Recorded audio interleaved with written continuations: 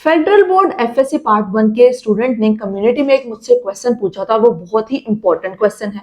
तो मैंने ये सोचा कि वो क्वेश्चन जो है वो सब स्टूडेंट्स को क्यों ना उसका सोल्यूशन बताया जाए। तो सबसे पहले जो क्वेश्चन है उसको अंडरस्टैंड कर लेते हैं, फिर मूव करेंगे इसके सोल्यूशन की तरफ। सो लुक एट हियर, हम यहाँ पर क्या करेंगे, सबसे पहले इसके स्टेटमेंट को अंडरस्टैंड कर लेते हैं।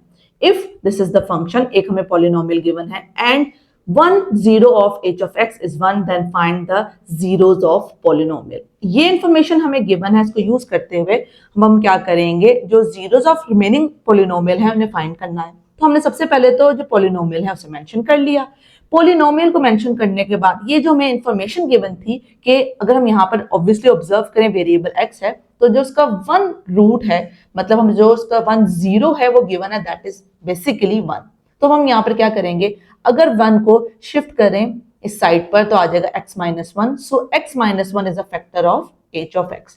फैक्टर होने का मतलब ये है कि अगर हम इसको डिवाइड करें इसके साथ तो रिमाइंडर क्या आएगा, 0 आएगा। तो हम यहाँ पर बेसिकली सिंथेटिक डिवीजन को यूज करेंगे, और सिंथेटिक डिवीजन को यूज करने के बाद हम क्या करेंगे, यहाँ पर इसको आगे फर्दर सिंप्लीफाई करेंगे। तो सबसे पहले हमें क्या करना है, यहाँ पर जो कोफिशिएंट्स हमको मेंशन कर देना है, 7 है, -10 है, 3 है, देन अगेन 3 है और -3 है। उसके बाद क्या करना है, 1 क्योंकि इसका फैक्टर है, इसी को हम यहाँ पर यूज करेंगे। सो ये जो फर्स्ट हमारे पास नंबर है वो एज इट इज नीचे आ जाता है सिंथेटिक डिवीजन में, यहाँ पे मेंशन करना है। उसके बाद क्या करना है, इसको मल्टीप्लाई करवा देना है यहाँ पर 1 के साथ। सो 7 1 7, और अब इन दोनों को आपस में क्या करेंगे, ऐड करेंगे।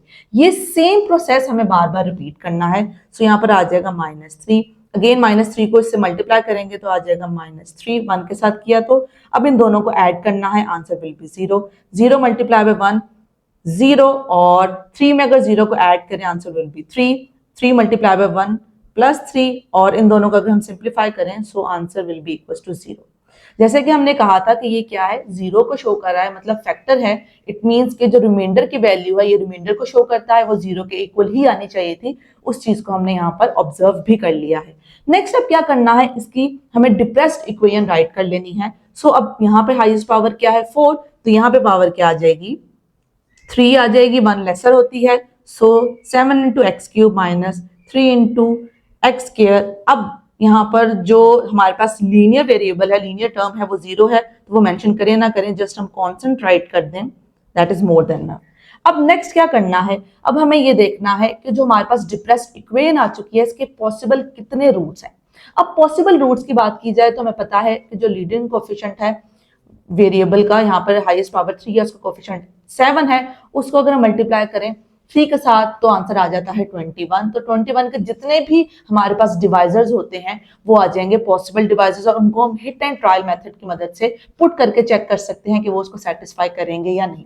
लेकिन यहाँ पर कंफ्यूजन तब क्रिएट होती है जब हमारे पास डिवाइजर्स रैशनल आ जाते हैं। तो जब भी रैशनल डिवाइजर्स को आपने फाइंड करना हो तो वो क्या हमारे पास स्टेप्स होते हैं जिनको फॉलो करते हैं, उसको हम अंडरस्टैंड कर लेते हैं। वैसे आप क्वेश्चन में उनको डायरेक्टली भी मेंशन कर सकते हैं। फॉर अंडरस्टैंडिंग इसको पहले क्लियर करेंगे कि रैशनल रूट्स को फाइंड आखिर किया कैसे जाता है। तो हमें करना क्या है, रैशनल है तो हम उसे p/q फॉर्म में लिख सकते हैं।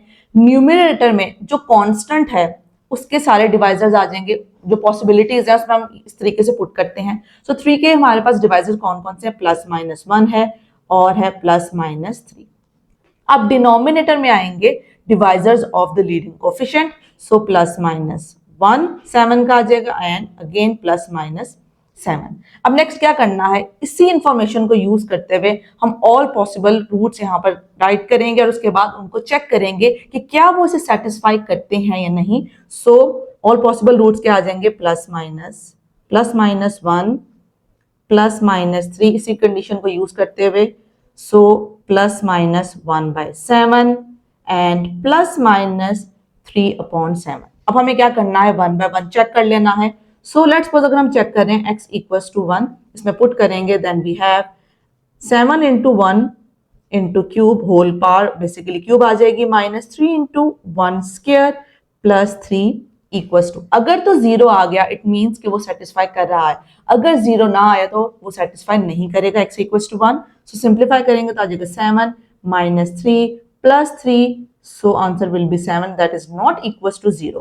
इसका मतलब ये है कि x equals to 1 zeros of polynomial को शो नहीं करेगा। इसी तरीके से एक तरीका तो ये है कि आप इन सब को 1 बाय 1 पुट करें और चेक करें कि ये 0 के इक्वल आता है या नहीं। इसको मैं आपको शो करती हूँ। जैसे हमने x इक्वल्स टू 1 को चेक किया था, बिल्कुल इसी तरीके से हमने -1 को भी पुट किया और देखा आंसर क्या आया, -7 आया, 0 के इक्वल नहीं आया।